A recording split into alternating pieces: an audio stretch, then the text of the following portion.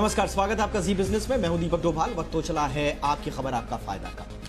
Lockdown जब से लागू हुआ देश में, तब से स्कूल भी बंद हैं और इनफैक्ट स्कूल्स को सबसे पहले बंद किया गया था ताकि बच्चों पर संक्रमण का कोई खतरा ना रहे, लेकिन उनकी स्टडीज बाधित ना हो, इसके लिए ऑनलाइन क्लासेस का कॉन्सेप्ट न सिर्फ भारत में बल्कि पूरी दुनिया में आया। शुरुआत में तो लगा ये बिल्कुल लाजमी है, बिल्कुल सही भी है और चीजें बिल्कुल स्मूथली आगे चल रही थी, लेकिन धीरे धीरे जैसे जैसे समय आगे बढ़ता गया, ऑनलाइन क्लासेस के साइड इफेक्ट्स भी बच्चों में नजर आने लगे। बच्चों में चिड़चिड़ापन, कंसंट्रेशन की कमी, यहाँ तक कि उनके ड्राई आईज हो जाना, हेडेक हो जाना, कई तरह की प्रॉब्लम्स बच्चों के सामने आने लगी। पेरेंट्स बच्चों को मैनेज करने में स्ट्रगल करते हुए भी नजर आए। तो कुल मिलाकर अब ऑनलाइन क्लासेस को लेकर बहुत सारे सवाल सारे टीचर्स से लेकर तमाम अभिभावकों, पेरेंट्स के मन में भी हैं। तो ऑनलाइन क्लासेस का कॉन्सेप्ट, क्योंकि अब भले ही अनलॉक की प्रक्रिया अब शुरू हो चुकी है, लेकिन उसके बावजूद एक नई तरह की हमारे सामने ऑनलाइन क्लासेस का स्वरूप है। न्यू नॉर्मल इसे कहा जा रहा है कि ऑनलाइन क्लासेस का कॉन्सेप्ट।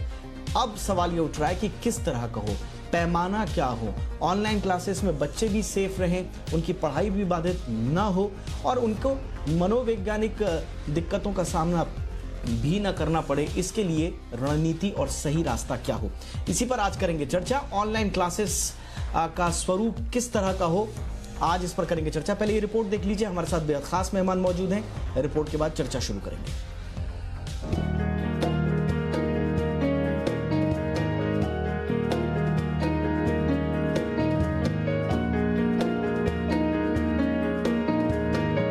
कहते हैं आवश्यकता ही आविष्कार की जननी होती है। जिस वक्त कोरोना के चलते देश में लॉकडाउन था, उसी वक्त प्राइवेट स्कूलों ने बच्चों की पढ़ाई के लिए ऑनलाइन क्लासेस शुरू करने का नायाब तरीका निकाल लिया। मकसद था कि लॉकडाउन के चलते बच्चों की पढ़ाई प्रभावित ना हो, वो पढ़ाई से दूर ना हो जाएं। घर में बंद बोर हो रहे बच्चों को भी ऑनलाइन क्लास में मजा आने लगा।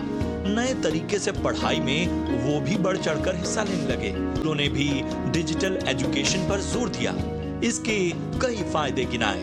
लॉकडाउन के दौरान ऑनलाइन क्लास कोर्स पूरा कराने का जरिया बनी। डिजिटल क्लासेस से बच्चों को तकनीक के इस्तेमाल से नया तरीका सीखने की बातें बताई। भविष्य को देखते हुए वर्क फ्रॉम होम की आदत डालने में सहायता बताया। स्कूलों ने ऑनलाइन एजुकेशन को पेरेंट्स फ्रेंडली बताया। कहा कि अभिभावकों के सामने पढ़ाई होने से वो भी बच्चों का आसानी से आकलन कर पा रहे हैं। लेकिन बीतते वक्त के साथ डिजिटल एजुकेशन के साइड इफेक्ट्स भी दिखने लगे। लंबी ऑनलाइन क्लासेस बच्चों की सेहत पर असर डालने लगी। घंटों कंप्यूटर के सामने बैठने से बच्चों की आंखों में समस्या होने लगी। चीजों के कंप्यूटर पर सेव करने से उनकी याद करने की ताकत कम होने लगी। किताब से पढ़ाई न होने और होमवर्क का प्रेशर कम होने से पढ़ाई में मन न लगने की समस्या और नेटवर्क संबंधी समस्याओं के चलते बच्चों में चिड़चिड़ेपन की समस्याएं सामने आईं। पेरेंट्स भी इसे फीस लेने का जरिया बता रहे हैं। साथ ही छोटे बच्चों के साथ बैठने की अनिवार्यता से उनके काम भी प्रभावित हो रहे हैं। वहीं तमाम पेरेंट्स एसोसिएशन छोटे बच्चों की क्लासेस बंद कराने पर भी जोर दे रहे हैं। देश भर से आ रही ऐसी तमाम शिकायतों के बाद एचआरडी मंत्रालय ने एक्शन में आते हुए डिजिटल एजुकेशन के लिए नई गाइडलाइंस तैयार की हैं। इनमें ऑनलाइन क्लासेस के समय को 90 से 120 मिनट तक करने को कहा गया है। ऑनलाइन क्लासेस सिर्फ वीकडेज में ही कराने की बात कही गई है। स्कूल के अलग अलग चरण के अनुसार ऑनलाइन क्लासेस को लेकर अलग अलग योजनाएं बनाने का सुझाव दिया गया था। नई गाइडलाइंस के तहत बच्चों को वैकेशन पीरियड देने की भी बात कही गई है। इसकी वजह बच्चों को तनाव से दूर रखने की कोशिश है। क्लास टेस्ट, इंटरनल एग्जाम न होने के बावजूद ऑनलाइन लर्निंग प्रोग्राम में असेसमेंट को अहम हिस्सा बनाने को कहा गया है। एचआरडी मंत्रालय के मुताबिक भले ही ये गाइडलाइंस लॉकडाउन के दौरान डिजिटल एजुकेशन को ध्यान में रखकर बनाई गई हैं, लेकिन स्कूल खुलने के बाद भी इनमें सुधार कर इसे आगे ले जाने की योजना है। शिकायतों के मद्देनजर महाराष्ट्र सरकार ने भी ऑनलाइन पढ़ाई के लिए नई गाइडलाइन जारी कर दी है, जिसमें दूसरी क्लास तक के बच्चों के लिए कोई ऑनलाइन क्लास नहीं होगी, जबकि बाकी क्लासेस के लिए 1 से 3 घंटे की क्लास फिक्स कर दी गई है। देश में कोरोना काल चल रहा है। ऐसे में स्कूल अभी कितने दिन और बंद रहेंगे कहा नहीं जा सकता।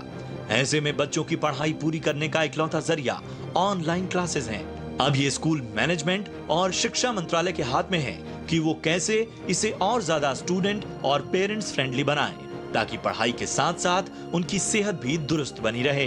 Bureau report, ji media.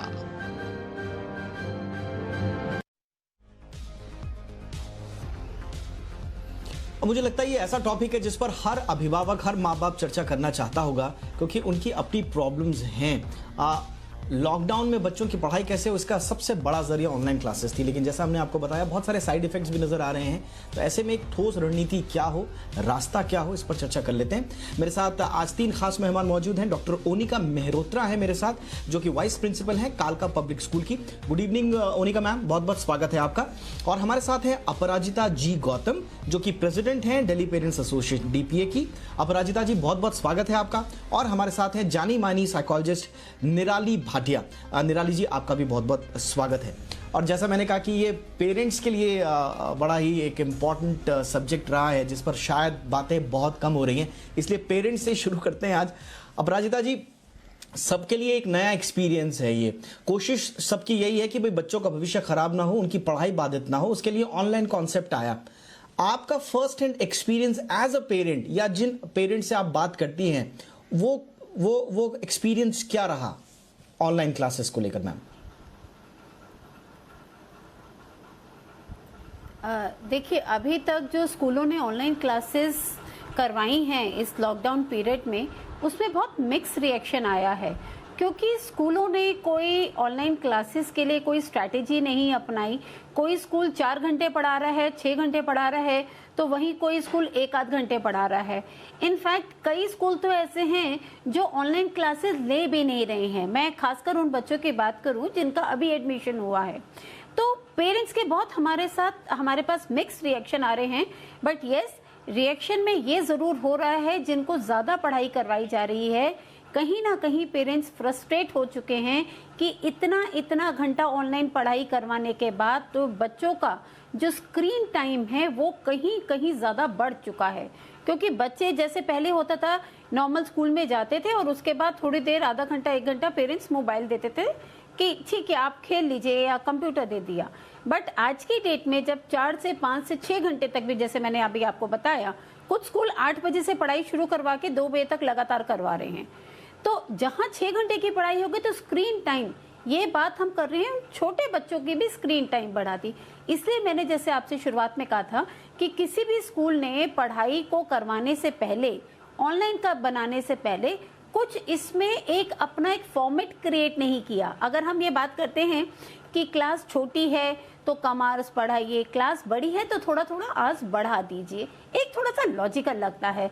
But एक तरह से ऐसा हमें लगा कि कंपटीशन क्रिएट हो गया कि अगर हम ऑनलाइन नहीं करवाएंगे तो पेरेंट्स से पैसा लेना, फीस लेना हमारे लिए मुश्किल हो जाएगा।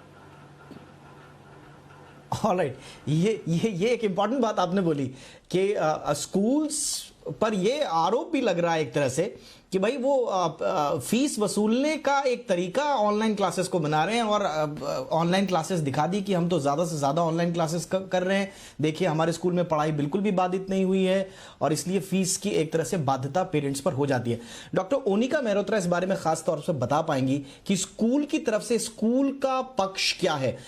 ओनिका मैम, स्कूल्स क्या सोचते हैं इस बारे में? देखिए सर, पैंडेमिक जब फैला, nobody knew it was so sudden and everything was stand still. And और जो बेस्ट ऑप्शन थी, बच्चों की एकेडमिक्स ग्रेजुअली चलती रहे, क्योंकि अचानक से बच्चे कट ऑफ हो गए। आप उस बच्चे की माइंड का सोचिए जो फियर, एंग्जाइटी में रह रहे हैं। मैंने तो पैंडेमिक या एपिडेमिक देखा होगा, क्या वो वल्नरेबल बच्चों ने देखा होगा? तो वो जो एंग्जाइटी थी, क्यों, why can't I go to school, मैं क्यों नहीं बच्चों से मिल सकता, मैं बाहर क्यों नहीं जा सकता? तो इस चीज़ों को सप्रेस करने के लिए और एक कंटिन्यूटी बनाने के लिए इट वॉज वेरी इंपॉर्टेंट कि आप ऑनलाइन बच्चों से कनेक्ट बने। सिर्फ बच्चों से नहीं sir, let me correct you very clearly here. जब ये ऑनलाइन हुआ, कई स्कूल डेफिनेटली मैं कहूँगी ऑफ गार्ड हो गए कि अचानक ये क्या हो गया, बट मेजरली स्कूल्स की पढ़ाई रूटीन में भी ऑनलाइन और ऑफलाइन चलती थी। इसको हम कहते हैं blended learning, traditional as well as online teaching. आप शुरू से स्कूल में स्मार्ट बोर्ड से पढ़ते हैं, घर जाके प्रोजेक्ट बेस्ड एक्टिविटी आपको मिलती है, तो ऑनलाइन से कंटिन्यूटी आपकी थी। लेकिन एक पैरामीटर जो बनाना था वो हर एडमिनिस्ट्रेटर या मेंटर की ड्यूटी थी कि उसको एक ऐसा डिफाइन पैरामीटर से बनाए कि बच्चों से वो कनेक्ट बना रहे। ऐसे ही सर पेरेंट्स को भी रोप इन किया गया, बिकॉज आज की डेट में पेरेंट्स एक सरोगेट टीचर का रोल प्ले कर रहे हैं। टीचर्स उनको नहीं मिल पा रही, बच्चों को वो एनवायरनमेंट नहीं मिल पा रहा जहाँ पर वो इंटरपर्सनल स्किल्स सीखते थे, जहाँ उनकी ग्रोथ होती थी, जहाँ एक्टिव लिसनिंग होती थी, जहाँ लीडरशिप क्वालिटीज़ होती थी, problem solving, decision making, negotiation, तमाम वो चीज़ें जो माहौल बच्चों को स्कूल से मिलता था वो नहीं मिल रहा था। तो इसलिए मैंने ये चाहा पेरेंट, स्कूल और बच्चा, देखिए अगर आप टाई स्नैप ऑफ करें, इरेशनल सोच अगर आपको एजिटेट करना है तो वो अलग बात है, लेकिन अब कोऑर्डिनेशन बना के रखेंगे तो अल्टीमेटली हमारा फोकस क्या है? बच्चा। तो child centric education is the focus. आप अगर इसकी तुलना फीस से कर रहे हैं तो लेकिन मुझे नहीं लगता मैम कोई पेरेंट्स ने, किसी पेरेंट ने कैटेगोरिकली ऑनलाइन क्लासेस को नकारा हो, ऐसा नहीं है। पेरेंट्स का ये कहना है कि उन पर बर्डन ज्यादा हो गया है, क्लासेस कितनी हो, कितने समय की हो, उनका स्वरूप क्या हो, इसको लेकर स्कूल्स ने कोई स्ट्रैटेजी नहीं बनाई। इस वजह से क्या हो रहा है कि मदर्स, मैं देख रहा हूं ऑनलाइन रिएक्शन आने शुरू हो गए, मदर्स बहुत ज्यादा परेशान है क्योंकि उनको बच्चों को बैठा के रखने की जिम्मेदारी मदर्स के ऊपर है। अब मदर्स को घर के बाकी काम के साथ साथ बच्चे के साथ बैठना भी, उसको ऑनलाइन क्लास पे कॉन्सेंट्रेट करना भी है। तो ये क्या स्कूल ने इस बारे में सोचा कि आप कोई ऐसी नीति बनाए कि ये पेरेंट फ्रेंडली भी हो बच्चे के साथ साथ, स्कूल के साथ साथ? जी देखिए I as educator, I as administrator definitely I think, but generalize हम नहीं कर सकते बिकॉज ऑफ गार्ड और अचानक हुआ ये। डेफिनेटली जैसे स्कूल खुलेंगे, मुझे लगता नहीं जुलाई अगस्त कब तक खुलेंगे, लेकिन ये प्लान जरूर बनना चाहिए। ये आई एग्री 100%। आप किसी से कम्पीट नहीं कर रहे, आपका देखना है कि आपके स्कूल के लेवल का पढ़ाई जो आप बच्चों को फोकस करते हैं वो डायनामिक हो, अटेंटिव हो, क्रिएटिव हो, इस सब चीज़ों का अमेलगेमेशन चाहिए। तो ये definitely I agree 100% on this कि आप किसी से compete नहीं कर रहे। मेरा स्कूल A ग्रेड है, B ग्रेड है, no, this is not the time to compete, focus on the children. ये मैं 100% एग्री करती हूँ। कोई मैंने देखते 4-4 क्लासेस भी दे रहे हैं। I didn't do that. मैं लौटता हूं, one subject in a day. Mehrotra ma'am, मैं आपके पास लौट रहा हूं। मैं थोड़ा सा निराली भाटिया जी के पास चलना चाहूंगा। निराली जी, इस पूरी बहस के बीच थोड़ा सा आप ये बताएं कि बच्चों में किस तरह की प्रॉब्लम्स नजर आ रही हैं। बहुत सारे बच्चों में ड्राई आईज की शिकायत देखने को मिली है, हेडेक की देखने को मिली है, और कंसंट्रेशन तो मैंने जितने प्रोग्राम शुरू करने से पहले मैंने अपने कलीग्स, अपने दोस्तों से, जितनों से बात की है, जो पेरेंट्स हैं, उन सबका यही कहना है कि कंसंट्रेशन का बहुत बड़ा इशू इस पूरी ऑनलाइन क्लास के दौरान आया है। आपके पास किस किस तरह की प्रॉब्लम्स आई हैं मैम?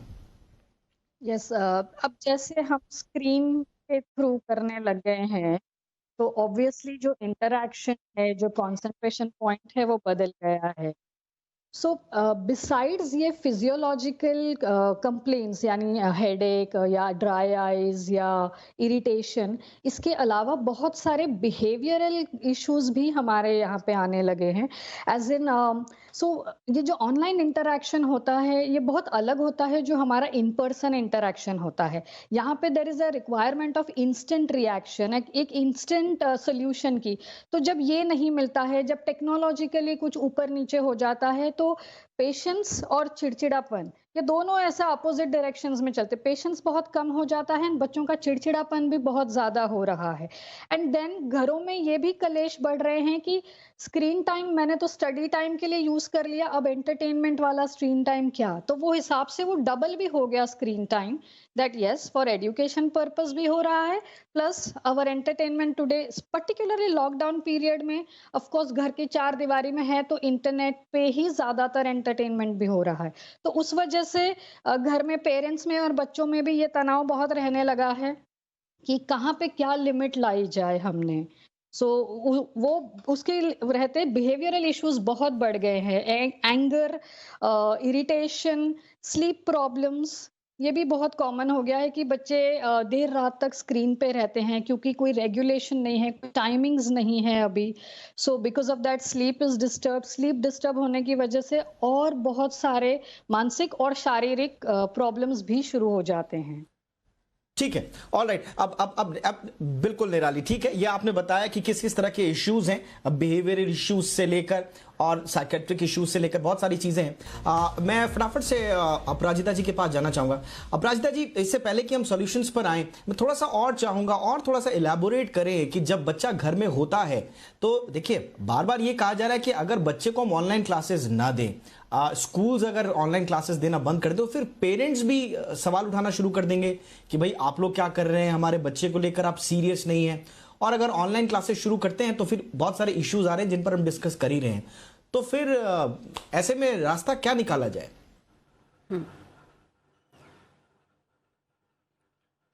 देखिए, आपने बिल्कुल सही बोला कि नहीं दें तो दिक्कत है और देते हैं तो उसमें है।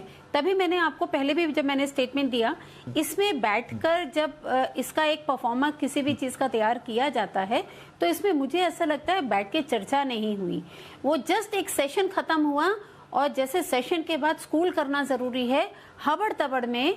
तभी मैंने पहले भी बोला था कि स्कूलों को लगा कि ऑनलाइन क्लास नहीं देंगे तो फीस नहीं आएंगे, तो हबड़ तबड़ ने हर किसी को जो लगा अपने हिसाब से काम किया। अब मैंने आपको बताया सिस्टम कहीं नहीं है, कोई स्कूल बिल्कुल भी ऑनलाइन क्लास नहीं दे रहा तो कोई स्कूल 6 घंटा का दे रहा है।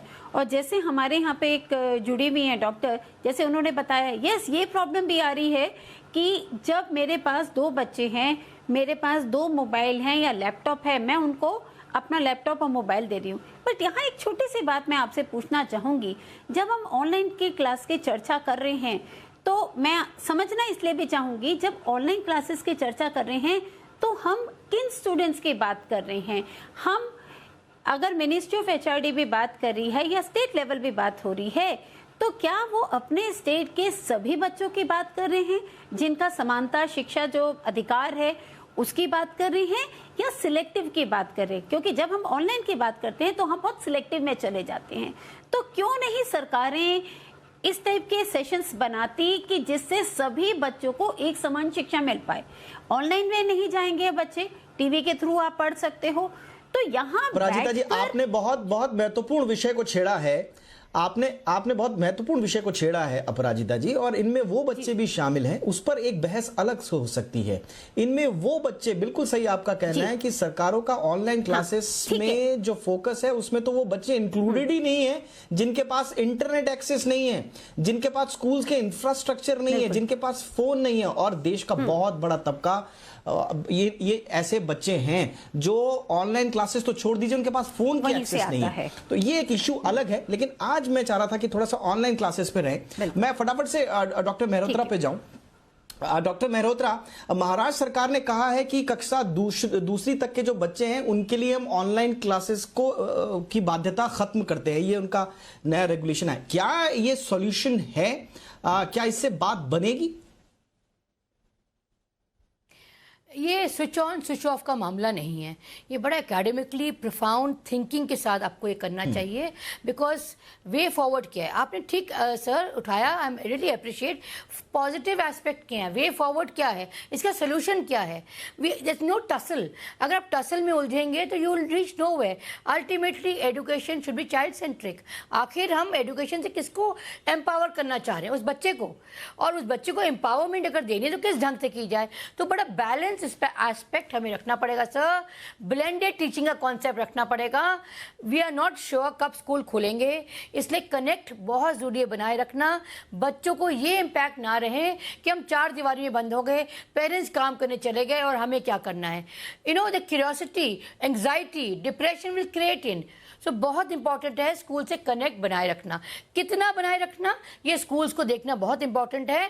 एक बच्चे की मेंटल एबिलिटी, एप्टीट्यूड और एक ग्रोथ के हिसाब से एज एडमिनिस्ट्रेटर, एज मेंटर्स, हमारा ड्यूटी ये बनती है कि हम compete Mehrotra ma'am, HRD ministry ने exactly ma'am ma'am HRD ministry ने जो लेटेस्ट गाइडलाइंस दी हैं उसमें 90 मिनट्स टू 120 मिनट्स का एक कैप रखा गया है। Correct. और ये भी कहा जा रहा है कि भाई जैसे महाराष्ट्र में 3 घंटे से ज्यादा क्लासेस बड़े बच्चों की भी ना हो, इसके अलावा ब्रेक्स हो, इसके अलावा प्रॉपर सिंक्रोनाइज तरीके से उनकी क्लासेस चले। क्या आपको लगता है स्कूल्स को भी आप स्ट्रैटेजी के साथ अगर आप आगे चलेंगे तो फिर बर्डन कम होगा? एग्जैक्टली अब हमने क्या किया है सर, बहुत ज़रूरी है पेरेंट्स को गाइड करना। मैं मानती हूँ कि ऑफ गार्ड टीचर्स एकदम रह गई और अचानक ही ये कॉन्सेप्ट आया, लेकिन उनको ट्रेनिंग देनी ज़रूरी थी। मैं फिर रिपीट करूँगी कि एज एडमिनिस्ट्रेटर बहुत इंपॉर्टेंट है बैलेंसिंग एक्ट करना। प्रिंसिपल्स को ये देखना है कि टीचर्स को ट्रेनिंग कैसी दी जाए, कितना बच्चों को आगे करिकुलम एक्सटेंड किया जाए, और पेरेंट्स क्योंकि सरोगेट टीचर्स का रोल प्ले कर रहे हैं। अब वो टीचर्स उनको मिलनी नहीं, तो पेरेंट्स ही उनके सरोगेट टीचर्स हैं इस वक्त। तो पेरेंट्स के साथ जूम के साथ कांटेक्ट करके 5-5 पेरेंट्स के साथ एक पीटीएम कंडक्ट करके उनको अप्राइज करिए, बताइए कि देखिए ये कॉन्सेप्ट हम पढ़ाना चाहते हैं और आपका हमें कंट्रीब्यूशन इस हिसाब से चाहिए। आप देखिए बहुत ब्यूटीफुल एमलगेशन होगा, हमें कोई प्रॉब्लम नहीं आ रही, हमारे पेरेंट्स बहुत खुश हैं। क्यों? उनकी साइकी भी हमने ली, उनकी प्रॉब्लम्स ही हमने समझी। आपको बैलेंसिंग एक्ट करना पड़ेगा, माई वे और द हाईवे नहीं चल सकता। तो स्कूल और पेरेंट्स और बच्चे की डिमांड को देखते हुए स्कूल को एक ऑल राइट मैम, बिल्कुल। देखो मैं फटाफट से निराली जी के पास आऊंगा। एक अच्छा सा रिएक्शन, इंटरेस्टिंग सा रिएक्शन निराली जी मेरे पास आया है, अभी ऑनलाइन में देख रहा हूं, जो लोग हमारा शो देख रहे हैं उसमें कह रहे हैं कि जो बच्चों में जो चिड़चिड़ापन है वो सिर्फ ऑनलाइन क्लासेस को ही लेकर नहीं है। इनफैक्ट जो लॉकडाउन की वजह से वो घरों में बंद हैं, अपने आस पड़ोस घूम नहीं पा रहे हैं, अपने दोस्तों से नहीं मिल पा रहे हैं, तो वो भी रिफ्लेक्ट कहीं ना कहीं उनकी पढ़ाई पर चिड़चिड़ेपन के कारण हो रहा है। थोड़ा सा मैं चाहूंगा कि इसको इलैबोरेट कर सके अगर आप संक्षेप में। एक्चुअली दीपक जी पहले मैं यही कवर करने वाली थी, बट तभी हमने ब्रेक ले लिया। तो मैं यही बोल रही थी कि जो बच्चों की ग्रोथ के लिए एसेंशियल है वो एक पीयर इंटरैक्शन, वो इन दिनों बहुत मिसिंग हो गया है। सो उनका इंटरैक्शन अगर वाया स्क्रीन भी हो जाता है अपने पीयर्स के साथ, it is still good for their mental peace. But एक है कि अगर स्क्रीन अनमॉनिटर्ड इंटरैक्शन हुआ तो इस एज में बच्चों को स्क्रीन कैसे ना, इंटरनेट जैसे पैंडोरास बॉक्स हो गया, कहाँ से कहाँ चले जाए वो भी नहीं पता चलता है। तो इसके रहते अभी ये लॉकडाउन के पीरियड में हमारे पास साइबर बुलिंग के इतने केसेस आए, मगर एक्चुअली मैं नंबर डालूं तो 200 के ऊपर हैं, जहां पे विक्टिम्स एक्चुअली 13 से 19 साल के बच्चे हैं। और ऐसा नहीं है कि सिर्फ और सिर्फ उनके ऑनलाइन स्क्रीन टाइम स्कूलिंग की वजह से ये बढ़ा है, बट ओवरऑल इंटरैक्शन, क्योंकि बाहर नहीं जा सकते तो एस्केप या खेल की जगह सिर्फ इंटरनेट हो गया है। तो उस वजह से भी बहुत सारे बिहेवियरल इश्यूज आ गए हैं। बच्चे बहुत एक्सपेरिमेंटल होते हैं, वो नई नई चीजें स्क्रीन पे ट्राई करते रहते हैं विदाउट नोइंग कि कहां से क्या गलत हो रहा है। एंड यही नहीं कि कोई रैंडम परपिट्रेटर उन्हें बुली कर रहा है, आपस में बुलिंग के भी बहुत केसेस आए हैं जहां आपस में फ्रेंड्स एक दूसरे से वाया स्क्रीन के बात करते हैं। सही बात है। ऑलराइट ठीक है मैम, मैं फटाफट से मैं ऑलराइट निराली, मुझे लगता है कि ये चीजें, बहुत सारी चीजें नई हैं। मुझे लगता है इस लॉकडाउन पीरियड में ऑनलाइन क्लासेस से लेकर जो बच्चों का बिहेवियरल चेंजेस हैं, सबको हमें बहुत ही बारीकी से मॉनिटर भी करना होगा, ऑब्जर्व करना होगा, और आगे आने वाले वक्त में हमको उस तरह से बेहतर नीतियां बनानी होंगी। मैं फटाफट से आखिरी रिएक्शन अपराजिता का लेना चाहूंगा। अपराजिता जी, आप लोगों की डिमांड सरकारों से, स्कूलों से क्या होगी? ऑनलाइन का स्वरूप क्या हो? एज अ पेरेंट आप अगर कंक्लूजन देना चाहें तो क्या देंगी? दीपक जी धन्यवाद, आपने ये प्रश्न पूछा, क्योंकि हमें लगता है सबसे पहले तो मिनिस्ट्री ऑफ MHRD जो इसका स्वरूप तैयार कर रही है उसमें पेरेंट्स का रिप्रेजेंटेशन जरूर होना चाहिए, सेम स्टेट लेवल पे होना चाहिए। क्योंकि हो क्या रहा है आज की डेट में, सरकारों की तरफ से एक फरमान आ जाता है और केंद्र राज्य सरकारें उसको फॉलो करती है, स्कूल उसको आगे करवा देता है, पेरेंट्स की इच्छा कोई नहीं पूछता। अब पेरेंट्स की इच्छा मैं आपको बता देती हूँ क्या है, कि जो छोटी क्लासेस हैं नर्सरी KG के लिए आप एक या दो आप एक वीडियो का आप भेज दीजिए कि जो बच्चों के लिए राइम्स वगैरह जो लर्न कर सकें, let them learn that rhyme की 1 हफ्ता 10 दिन के लिए। इसी तरीके से क्लास 1 और 2, क्योंकि मैं देख रही थी कोई एक जो प्रपोजल आया कि 1 घंटा आधा घंटा क्लास 1 और 2 में 0 क्लासेस आप रखें। देखिए टाइम एक समय के बाद क्लास 1 और 2 की 0 क्लासेस रखेंगे तो मैं आपको बता रही हूँ यहाँ पर इस बात की प्रॉब्लम शुरू हो जाएगी। तो पेरेंट्स के दिमाग में आएगा व्हाई शुड वी पे ट्यूशन फीस इन फैक्ट, ठीक है। तो उस चीज को खत्म करने के लिए मात्र आधे घंटे की क्लास भी हो, बट यहाँ पर हमारा स्कूलों के पास एक सुझाव रहेगा कि आप बच्चों को प्लीज वर्कशीट्स कम दीजिए। तो इसी तरीके से अगर हम लोग क्लास वाइज और सब्जेक्ट हम कोशिश करें 1 से 2 सब्जेक्ट पढ़ाएं, जैसे अगर हम उनके सिर्फ पढ़ाई को कंटिन्यूस रखना चाह रहे हैं तो इसमें क्या होगा, पढ़ाई कंटिन्यूस होगी। आई एम सॉरी मैम, मेरे को शो को रैप अप करना होगा। बहुत इंपॉर्टेंट आपके ये सजेशंस हैं, इंपॉर्टेंट सजेशंस हैं मैम आपके, और मैं चाहता हूं हम उम्मीद करते हैं कि ये आपके जो सजेशंस, और बहुत इंपॉर्टेंट सजेशन जो आपने दिया है कि सरकारी नीतियां जो भी बने उसमें सरकार और स्कूल की जितनी भागीदारी है उतनी पेरेंट्स की भी हो। That's a very important point ma'am. लेकिन मुझे शो को यहीं पे खत्म करना होगा। बहुत बहुत शुक्रिया आप लोगों का हमसे बातचीत करने के लिए। Doctor Onika Mehrotra, thank you very much ma'am, आपने हमारे लिए वक्त निकाला। Aparajita, thank you so much ma'am. Nirali Bhatia जी, आपका भी बहुत बहुत शुक्रिया। तो इसी के साथ इस शो में आज इतना ही, इजाजत दें, अपना ख्याल रखें, नमस्कार।